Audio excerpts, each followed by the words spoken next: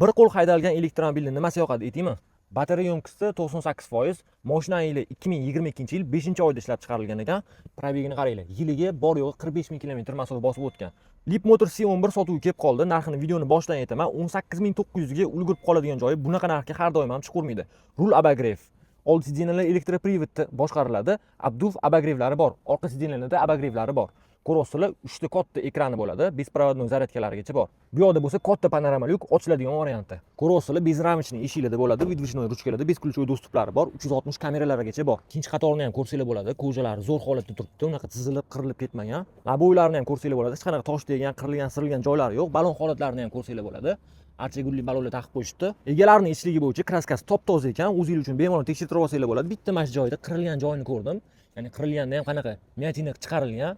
O'zi radnoy qolgan, kraska sepilmagan. Bagajlari elektroprivodda ochiladi, yopiladi. Mana bunaqa shtorkalari bor. Komplektida mana bunaqa 3 kilovatli zaryadkalarni qo'shib beraman deb aytibdilar. Bu videoni shunaqa arzon, yaxshi elektromobil olaman deb yurgan tanishlarga yuborib qo'ying. Shunaqa sotiladigan yaxshi elektromobilingiz bo'lsa, biz sotuvga video qo'yib beramiz. Aloqaga chiqaverasizlar.